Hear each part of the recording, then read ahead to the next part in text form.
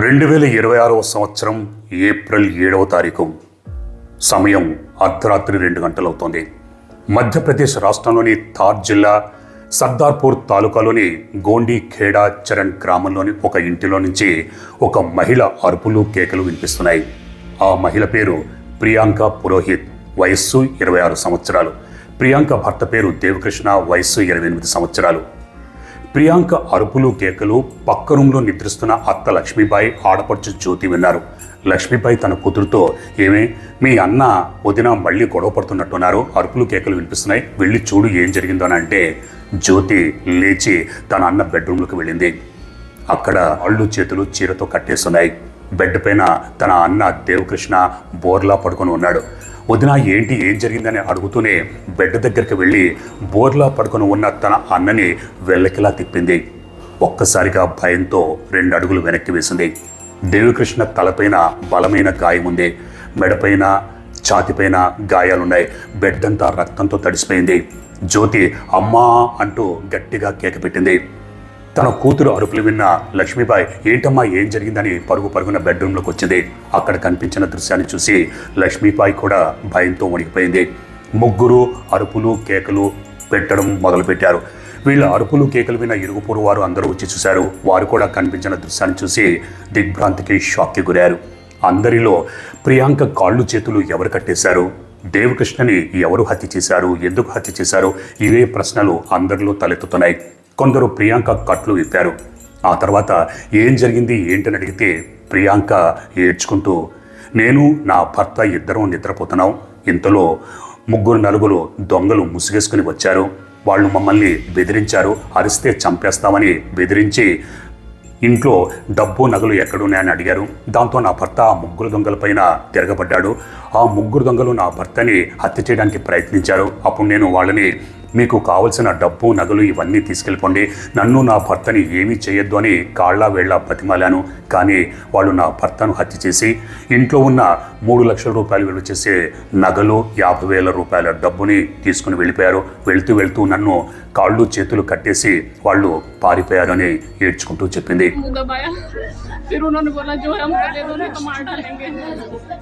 इन्होंने हाथ पैर मारे और मेरे को घसीट के उधर ले गए. ये वाली अलमारी उन्होंने ढूंढी, नहीं मिला. मैंने बोला मैं सब दे दूंगी, हमको छोड़ दो. मेरा सामान मैंने सब निकाल के दे दिया. कब की बात है? ये मेरे को आधा घंटा हो गया चिल्लाते. ప్రియాంక పరిస్థితి చూసిన ప్రతి ఒక్కరూ చలించిపోయారు. కళ్ళెదురుగానే భర్తని దొంగలు హత్య చేసే ఏ భార్య మాత్రం తట్టుకోగలదు. ప్రియాంక ఏడ్చి సొమ్మసిల్లిపోతోంది. అందరూ సానుభూతి వ్యక్తం చేశారు. కొంతమంది పోలీసులకి సమాచారం అందించారు. పోలీసులు వచ్చారు. దేవకృష్ణ డెడ్ బాడీని పోస్ట్మార్టం నిమిత్తం ప్రభుత్వ ఆసుపత్రికి పంపించారు. ఇక్కడ ప్రియాంక పరిస్థితి చాలా దారుణంగా, దయనీయంగా ఉంది. ఏడ్చి సొమ్మసిల్లి పడిపోతుంది. కానీ పోలీసులు తమ డ్యూటీ తాము చేయాలి. పోలీసులు ప్రియాంకని ఏం జరిగిందని అడిగితే ప్రియాంక తన అత్తకి, ఆడుపడిచికి, ఇరుగు పొరుగు వారికి ఏం చెప్పిందో పోలీసులు కూడా ఏడ్చుకుంటూ అదే చెప్పింది. పోలీసులు మొత్తం ఇల్లంతా పరిశీలించారు. 3-4 దొంగలు వచ్చారని చెప్తుంది. వాళ్ళు ఫ్రంట్ డోర్ నుంచి వచ్చారా, బ్యాక్ డోర్ నుంచి వచ్చారా అని అడిగితే ప్రియాంక బ్యాక్ డోర్ నుంచి వచ్చారని నాకు అనుమానం అని పోలీసులతో అంది. పోలీసులు ఇల్లంతా పరిశీలించారు. అలాగే బ్యాక్ డోర్ దగ్గరికి వెళ్ళి చూస్తే ఒకవేళ దొంగలు వచ్చారు, ఒక బ్రూటల్ హత్య చేశారు, డబ్బు నగలు తీసుకొని పారిపోయారు. మరి అటువంటప్పుడు భర్త ప్రతిఘటించినప్పుడు అరుపులు కేకలు ఇవన్నీ జరిగే ఉంటాయి. మరి పక్క రూంలో నిద్రిస్తున్న అత్త లక్ష్మీబాయికి, ఆడపడుచు జ్యోతికి వినిపించలేదా? ఇదే విషయాన్ని పోలీసులు వాళ్ళిద్దరిని అడిగితే మాకు ఎటువంటి అలికిడి శబ్దాలు వినిపించలేదని చెప్పారు. బ్యాక్ డోర్ దగ్గరికి వెళ్ళి చూస్తే డోర్ బాగానే ఉంది. ఒకవేళ దొంగలు లోపలికి ప్రవేశించాలంటే ఇంటికి రంధ్రమన్నా పెట్టాలి, లేకపోతే తలుపులు బద్దలు కొట్టుకునన్నా రావాలి. కానీ తలుపులు మాత్రం ఏమాత్రం చెక్కు చెదరకుండా అలాగే ఉన్నాయి. అంటే తెలిసిన వాళ్ళు ఎవరైనా వచ్చుంటారా? ఒకవేళ తెలిసిన వాళ్ళు వస్తే ప్రియాంక గుర్తుపడుతుంది కదా. దొంగలేమో ముసుగేసుకుని వచ్చారని అంటుంది. సరే, పోలీసులు రకరకాల కోణాల్లో ఇన్వెస్టిగేషన్ చేయడం మొదలుపెట్టారు. పోలీసులు గదిని పరిశీలిస్తే గదిలో ఉన్న బీరువాలోని బట్టలు, చీరలు ఇవన్నీ చిందరవందరగా కింద పడేసున్నాయి. గదిలో ఉన్న కొంత సామాను కూడా చిందరవందరగా అక్కడక్కడ పడేసున్నాయి. ఈ లోపల తెల్లారిపోయింది. 5-6 గంటలు గడిచిపోయాయి. పోస్ట్మార్టం రిపోర్ట్ కూడా వచ్చింది. పోస్ట్మార్టం రిపోర్టులో మృతుడు దేవకృష్ణ తలపైన 12 అంగుళాల లోతైన గాయం ఉంది. 12 అంగుళాలంటే మామూలు విషయం కాదు. ఎంతో లోతు, కసితో, పగతో ఎవరైనా అటువంటి గాయాన్ని చేస్తారు. మరి దోపిడీ దొంగలు వచ్చి నగలు ఇవన్నీ దోచుకుని వెళ్ళిపోతారు, కానీ పగపట్టినట్టుగా 12 అంగుళాల గాయం ఎందుకు చేస్తారు? ఇదే అనుమానం పోలీసుల్లో తలెత్తింది. డాగ్ స్క్వాడ్ క్లూస్ టీం వచ్చి ఇల్లంతా పరిశీలించింది. గదంతా వెతికితే ఒక మూల నగలు 50,000 రూపాయల డబ్బు కనిపించాయి. ఇక్కడ ప్రియాంకనేమో నగలు 50,000 రూపాయల డబ్బుని దొంగలు ఎత్తుకెళ్ళిపోయారని చెప్పింది, కానీ ఒక మూల అవి దొరికాయి. ఇదే విషయాన్ని ప్రియాంక అడిగితే, నా భర్త దొంగల మీద తిరగబడ్డారు, దాంతో దొంగలు భయపడి ఆ డబ్బుని నగల్ని వదిలిపెట్టి పారిపోయారు అని చెప్పింది. పోలీసులు ప్రియాంకని మీ ఫోన్ ఒకసారి ఇస్తారని అడిగితే ప్రియాంక తన ఫోన్ని దొంగలు తీసుకెళ్ళి వెళ్ళిపోయారని చెప్పింది. అదేంటి, వచ్చిన దొంగలు నగలు డబ్బు వదిలిపెట్టేసి ప్రియాంక ఫోన్ని తీసుకుని వెళ్ళిపోయింటారా అని పోలీసులు అనుకొని, సరే ప్రియాంక ఫోన్ లేకపోయినా నంబర్ ఉంది, దాంతో కాల్ డేటా CDR మొత్తం అంతా పరిశీలిస్తే కమలేష్ అన్న వ్యక్తి నంబర్ దొరికింది. కమలేష్ కాల్ డేటా CDR మొత్తం అంతా పరిశీలిస్తే సురేందర్ అన్న వ్యక్తి నంబర్ దొరికింది. ఇక్కడ పోలీసులు చిన్న ట్రిక్ ప్లే చేశారు. ప్రియాంకతో మేము సురేందర్ని అదుపులోకి తీసుకున్నాం, మొత్తం అంతా చెప్పేశాడు, కాబట్టి నువ్వు కూడా చెప్పు అని అయ్యేసరికి ఎప్పుడైతే సురేందర్ పేరు విందో ప్రియాంక ముఖంలో భయము, తడబాటు కనిపించింది. పోలీసులకి అది చాలు. దాంతో పోలీసులు ప్రియాంకని లోతుగా తమదైన శైలిలో ప్రశ్నించేసరికి ప్రియాంక జరిగిన నిజాన్ని బయటపెట్టింది. ప్రియాంక దేవకృష్ణకి 2015వ సంవత్సరం ఏప్రిల్ 1వ తారీఖు పెళ్ళైంది. దేవకృష్ణ తండ్రి 1999వ సంవత్సరంలో అనుమానాస్పద స్థితిలో చనిపోయాడు. అప్పటికి దేవకృష్ణ వయసు 2-3 సంవత్సరాలే. ఆ తర్వాత పెరిగి పెద్దవాడయ్యాడు. తన తండ్రి నిర్వహిస్తున్న కిరాణా వ్యాపారాన్ని దేవకృష్ణ నిర్వహించుకుంటూ ఉండేవాడు. దేవకృష్ణకి ఒక మిర్చి వ్యాపారం, అలాగే సుగంధ ద్రవ్యాల వ్యాపారం ఉండేది. 2015వ సంవత్సరంలో ప్రియాంకతో దేవకృష్ణకి పెళ్ళైంది. కాకపోతే అప్పటికి ప్రియాంక వయసు 15-16 సంవత్సరాలే, దేవకృష్ణ వయసు కూడా 17 సంవత్సరాలే. అంటే ఇద్దరూ మైనర్లు, మేజర్లు కాలేదు.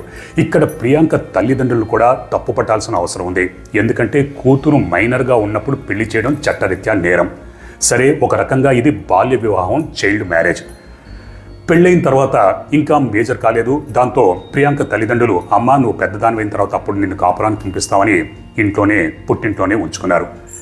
ఇక అక్కడి నుంచి మొదలైంది అసలు కథ. 2017వ సంవత్సరంలో ప్రియాంకకి కమలేష్ అన్న వ్యక్తితో పరిచయం ఏర్పడింది. కమలేష్కి పెళ్ళైంది, 2 పిల్లలు కూడా ఉన్నారు. వీళ్ళిద్దరి మధ్య ఏర్పడ్డ పరిచయం ప్రేమకి దారితీసింది. ఇద్దరు షికార్లు, సినిమాలు, క్లబ్బులు, హోటళ్ళు ఇవన్నీ తిరుగుతూ ఎంజాయ్ చేస్తూ ఉండేవారు. ఇద్దరి మధ్య శారీరక సంబంధం ఏర్పడింది. 2020 సంవత్సరం వచ్చింది. అప్పటికి ప్రియాంక వయస్సు కూడా 20 సంవత్సరాలు. తల్లిదండ్రులు, అమ్మ ఇక నువ్వు మేజర్ అయిపోయావు, పుట్టింట్లో ఉండడం మంచిది కాదు, కాబట్టి నువ్వు అత్తవారింటికి వెళ్ళి నీ భర్తతో కాపురం చేసుకో అని చెప్పారు. కానీ అప్పటికే ప్రియాంక కమలేష్తో ప్రేమలో ఉంది, సంబంధంలో ఉంది. ప్రియాంకకి అత్తవారింటికి వెళ్ళడం ఇష్టం లేదు, భర్తతో కాపురం చేయడం ఇష్టం లేదు. కానీ తల్లిదండ్రుల మాటని కాదనలేక అత్తవారింట్లోకి అడుగుపెట్టింది. కొత్త కోడలు వచ్చిందని అత్త లక్ష్మీబాయి మురిసిపోయింది, భార్య వచ్చిందని దేవకృష్ణ కూడా మురిసిపోయాడు. ఇక్కడ ప్రియాంక అత్తవారింట్లోకి అడుగుపెట్టింది, కానీ కమలేష్ని మర్చిపోలేదు. కమలేష్తో రోజు టచ్లోనే ఉండేది. ప్రతిరోజు గంటల తరబడి ఫోన్లో మాట్లాడుతూ ఉండేది. ఇక్కడ దేవరాజు వయసు కూడా 22 సంవత్సరాలు. భార్య వచ్చింది. తన భార్యని దగ్గరికి తీసుకోవాలని, కౌగలించుకోవాలని, ముద్దు పెట్టుకోవాలని ప్రయత్నించేవాడు. కానీ ప్రియాంక ఏదో ఒక కారణం చేసి తప్పించుకుంటూ ఉండేది. ప్రియాంక కమలేష్తో ఫోన్లో మాట్లాడుతుంటే కమలేష్ కూడా దేవరాజు ఇంటి ముందు నుంచి వెళుతూ ఉండేవాడు. ప్రియాంక కిటికీ నుంచి తన ప్రియుని చూసి సైగలు చేసేది, గాల్లో ముద్దులు విసిరేది. ఒకరోజు ఆడపడుచు జ్యోతి ఇది చూసింది. ఆ తర్వాత తన వదిన ఫోన్ని చెక్ చేస్తే ప్రియాంక కమలేష్తో మాట్లాడిన చాటింగ్ అదంతా బయటపడింది. దాంతో జ్యోతి ప్రియాంకని నిలదీసింది. మా అన్నని ఎందుకు మోసం చేస్తున్నావని. ప్రియాంక జ్యోతితో తగువ పెట్టుకుంది.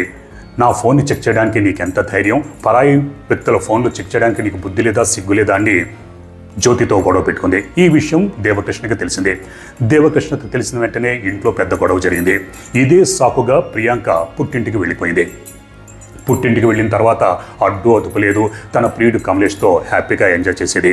అలా 2-3 నెలలు పుట్టింట్లో ఉండిపోవడంతో తల్లిదండ్రులు, అమ్మ ఇంకెన్ని రోజులు పుట్టింట్లో ఉంటావు, బాగుండదు, ఇరుగుపొరు వారందరూ చూసే వాళ్ళకి అందరికీ బాగుండదు, కాబట్టి నువ్వు నీ భర్త దగ్గరికి వెళ్ళిపో అంటే ఇక్కడ దేవకృష్ణ, లక్ష్మీబాయి కూడా భార్య పుట్టింటికి వెళ్ళిపోయింది, ఇంకా రాకపోతే ఇరుగుపొరు వారు, సమాజం ఏమనుకుంటుందోనని ప్రియాంకని బతిమాలితే ప్రియాంక మళ్ళీ అత్తవారింటికి వచ్చింది. అత్తవారింటికి వచ్చింది కానీ ప్రియాంకలో ఎటువంటి మార్పు లేదు. కమలేష్తో తన ప్రేమాయణాన్ని కొనసాగిస్తూ ఉండేది, టచ్లో ఉండేది. ఈ విషయం మీద ఇంట్లో గొడవలు జరుగుతూ ఉండేది. ఇదే సాకుగా ప్రియాంక మళ్ళీ పుట్టింటికి వెళ్ళిపోయేది. పుట్టింటికి వెళ్ళి అక్కడ 3-4 నెలలు ఉండిపోయేది. కమలేష్తో ఎంజాయ్ చేస్తూ ఉండేది. మళ్ళీ వీళ్ళు బతిమాలడం, మళ్ళీ ప్రియాంక అత్తవారింటికి రావడం ఇలా జరుగుతూ ఉండేది. ఈ క్రమంలో ప్రియాంక తన భర్త దేవకృష్ణని సూటిపోటి మాటలతో వేధించేది. నువ్వు చూడ్డానికి నల్లగా ఉన్నావు, నేను చూడు తెల్లగా అందంగా ఉన్నాను, నువ్వు నాకు సరైన జోడి కాదు, నువ్వు నన్ను ఎక్కడికి తీసుకెళ్ళవు, అసలు నీకు లైఫ్ స్టైల్ అంటే తెలియదు, ఎప్పుడు చూసినా మురిగ్గా ఉంటావు, ఆ మిర్చి వ్యాపారంలో మునిగిపోయి కంపు కొట్టుకుని ఉంటావు, అసలు డ్రెస్ సెన్స్ తెలీదు, నాకు విడాకులు ఇచ్చాయి అని సూటిపోటి మాటలతో వేధిస్తూ ఉండేది. ఇదంతా అత్త ఆడపడుచు వింటూ ఉండేవారు. వాళ్ళు ఏంటమ్మా ఇలా అంటున్నావంటే ఏం లేదు ఊరికే సరదాగా అంటున్నాను అని సర్ది చెప్పేసి అలా బుకాయించేది. ఒకసారి 2022 సంవత్సరంలో ప్రియాంక గొడవ పెట్టుకొని పుట్టింటికి వెళ్ళిపోయింది. పుట్టింటికి వెళ్ళిపోయిన ప్రియాంక 2 సంవత్సరాల పాటు అక్కడే ఉండిపోయింది. ఆ 2 సంవత్సరాలు తన ప్రియుడు కమలేష్తో హ్యాపీగా ఎంజాయ్ చేస్తూ ఉండేది. 2 సంవత్సరాల పాటు పుట్టింట్లో ఉండిపోవడంతో తల్లిదండ్రులు అమ్మ ఎక్కువ కాలం ఉన్నామంటే సమాజం చెడుగా అనుకుంటుంది, అందుకే నువ్వు అత్తవారింటికి వెళ్ళిపోవని అన్నారు. ఇక్కడ భర్త దేవకృష్ణ అలాగే అత్త లక్ష్మీబాయి వీళ్ళు కూడా భార్య పుట్టింటికి వెళ్ళిపోయింది, అన్ని సంవత్సరాల పాటు ఉందంటే ఇరుగు పొరుగు వారు సమాజం ఏమనుకుంటుందో అన్న భయము అనుమానాలు వీళ్ళకే ఉన్నాయి. దాంతో ప్రియాంకని మళ్ళీ బతిమాలారు. ప్రియాంక 3-4 షరతులు పెట్టింది. నేను వస్తాను కానీ నా ఫోన్ని ఎవరు చెక్ చేయొద్దు, నాకు ఎటువంటి పనులు చెప్పకూడదు, నేను ఏం చేసినా ఎటువంటి అభ్యంతరము పెట్టకూడదు అంది. దానికి దేవకృష్ణ అత్త లక్ష్మీబాయి ఒప్పుకున్నారు. ప్రియాంక మళ్ళీ పుట్టింటికి వచ్చింది. కానీ యథావిధి మళ్ళీ కమలేష్తో మాట్లాడుతూనే ఉండేది. కమలేష్ ఇంటి ముందు నుంచి వెళ్తూ ఉండేవాడు, కిటికీ నుంచి చూసి సైగలు చేసేది, గాల్లో ముద్దులు విసురుతూ ఉండేది. ఈ విషయం మీద ఇంట్లో గొడవలు తలెత్తుతూ ఉండేవి. రెడ్ హ్యాండెడ్గా ప్రియాంకని ఎన్నోసార్లు పట్టుకున్నారు. దాన్ని వీడియోలు కూడా తీశారు. ఆ వీడియోలు మీరు కూడా చూడండి. रिकॉर्डिंग करे ना अच्छा हूं करियो के भाभी के भी बोल रही अच्छा फोटो बोलूं तब फोटो कैसा नहीं फोटो कैसा बने रही तमे फोटो कैसा नहीं तमे करके ना तमण भाई नु करो मैं तो खून सार करू ना तमण भाई नु करो तो तमे तो तू बोल ना किला बोल तू बोलना है किला बोल चुप रहे बताड़ी किला बोली बात कर दी तू तमे को चुप रखे बताड़ी मैं नुकड़ा ना करू हमणा उठी कोई उनस थाओ उधन को बेने अंगे बथम बतावियो आई थी ना मैं कलर पकड़ी थी ना भाई ओहो कलर पकड़ी थी मैं आको पकड़ी थी सही बता दे मैं तुम्हारी कलर पकड़ी म्हणितून पेला मला जवाब दिला कलर से मुता भणतून सोड दे ఇక్కడ దేవకృష్ణ కూడా తన భార్య పరాయి వ్యక్తితో సంబంధంలో ఉంది, ప్రేమలో ఉంది, రిలేషన్లో ఉంది అన్న సంగతి తెలిసి కూడా విడాకులు ఇవ్వకపోవడం చాలా పెద్ద తప్పు చేశాడు. ముందు ఒక దారుణం జరుగుతోంది అన్న సంగతి బహుశా గ్రహించలేకపోయాడు. ఇక్కడ ప్రియాంక తన భర్త విడాకులు ఇవ్వట్లేదు, తన సంబంధానికి మాటికి అడ్డొస్తున్నాడు, వీడియోలు తీస్తున్నాడు, ప్రూఫ్స్ పెట్టుకుంటున్నాడు అని తన భర్తని లేపేయాలని ఒక దారుణమైన నిర్ణయానికి వచ్చింది. ఇదే విషయాన్ని తన ప్రియుడు కమలేష్ చెప్పింది. కమలేష్ కూడా దానికి ఒప్పుకున్నాడు. కానీ ప్రియాంక మనం హత్య చేశామంటే అది మన మీదకి వస్తుంది, మన ఇద్దరము జైలుకి వెళ్తాం, నేను ఎన్నో క్రైమ్ సిరీస్లో న్యూస్లో ఇవన్నీ చూశాను, కాబట్టి మన చేతికి మట్టి అంటకుండా నా భర్తను లేపేయాలి. దానికి కమలేష్ సరే నా ఫ్రెండ్ సురేందర్ అని ఒక క్రిమినల్ ఉన్నాడు, వాడు ఇటువంటి పనులే చేస్తాడని సురేందర్ని ప్రియాంకకి పరిచయం చేశాడు. ప్రియాంక సురేందర్తో నా భర్తని ఏ విధంగానైనా నువ్వు లేపేయాలి అంటే దానికి సురేందర్ ఓకే అదంత పని, కాకపోతే ₹1,00,000 సుపారీ ఇవ్వాలన్నాడు. ప్రియాంక దానికి ఒప్పుకుంది. అడ్వాన్స్గా ₹50,000 ఇచ్చింది. ఏప్రిల్ 4వ తారీఖు ముహూర్తం పెట్టుకున్నారు. ప్రియాంక ఇక్కడ తాను చూసిన క్రైమ్ వెబ్ సిరీస్ కావచ్చు, తనకున్న పరిజ్ఞానాన్ని ఇదంతా ఎంత తెలివిగా ఉపయోగించిందంటే తన ప్రియుడు కమలేష్తో సురేందర్తో మనం ఆ రోజు ఫోన్లు చేసుకోవద్దు, ఎందుకంటే కాల్ డేటా CDR ఆధారంగా పోలీసులు మనల్ని పట్టుకుంటారు కాబట్టి మనము ఆ రోజు ఒకరికొకరు ఫోన్లు చేసుకోవద్దు అంటే దానికి అందరూ ఒప్పుకున్నారు. కానీ ఏప్రిల్ 4వ తారీఖు సురేందర్ ఏదో పని ఉండడం వల్ల రాలేదు. ప్రియాంక కోపంతో రగిలిపోయింది. సురేందర్తో నువ్వు ఎందుకు పనికిరావు, నేను ఎప్పుడెప్పుడు నా భర్తను లేపేస్తే హ్యాపీగా నా ప్రియుడితో ఉందా అనుకుంటే నువ్వు రాలేకపోయావు, నీ వల్ల కాదు, నేను ఇచ్చిన అడ్వాన్స్ ₹50,000 నువ్వు తిరిగి ఇచ్చేయండి. దానికి సురేందర్ కంగారు పడదు, ఆ రోజు నాకు ఇంపార్టెంట్ పని ఉండడం చేత నేను రాలేకపోయాను, కానీ తొందరలోనే నీ భర్తను లేపేస్తానని హామీ ఇచ్చాడు. ఏప్రిల్ 7వ తారీఖు ఆ రోజు ముహూర్తం పెట్టుకున్నారు. ఇక్కడ ప్రియాంక తన భర్త ఎప్పుడు బయటికి వెళ్తాడు, ఎప్పుడు ఇంటికి తిరిగి వస్తాడు అన్న ప్రతి అప్డేట్ని తన ప్రియుడు కమలేష్ చెప్తూ ఉండేది. కమలేష్ సురేందర్కి ఈ విషయాలన్నీ చెప్తూ ఉండేవాడు. ఏప్రిల్ 7వ తారీఖు ప్రియాంక కమలేష్ సురేందర్తో ఆ రోజు రాత్రి నా భర్త అత్త ఆడపడుచు నిద్రపోయిన తర్వాత నేను బ్యాక్ డోర్ తెరిచి ఉంచుతాను, మీరు వచ్చి హత్య చేసి దోపిడీ దొంగలు సీన్ క్రియేట్ చేసి వెళ్ళిపోండి, అప్పుడు ఎవ్వరికీ అనుమానం రాదని తన ప్లాన్ వివరించింది. అందరూ ఓకే అనుకున్నారు. ఏప్రిల్ 7వ తారీఖు తన భర్త వ్యాపారం చేసి వచ్చి అలసిపోయి గాఢ నిద్రలో ఉన్నాడు. పక్క రూమ్లో అత్త ఆడపడుచు ఇద్దరు నిద్రపోతున్నారు. తన ప్రియుడు కమలేష్కి కాల్ చేసి ఇదే కరెక్ట్ టైం, నువ్వు సురేందర్ని వెంట పెట్టుకుని వెంటనే వచ్చేయండి. కమలేష్ సురేందర్ని వెంట పెట్టుకుని వచ్చాడు. సురేందర్ తనతో పాటు ఒక పదునైన ఆయుధాన్ని కత్తిని తీసుకొచ్చాడు. ప్రియాంక బ్యాక్ డోర్ తెరిచి ఉంచింది.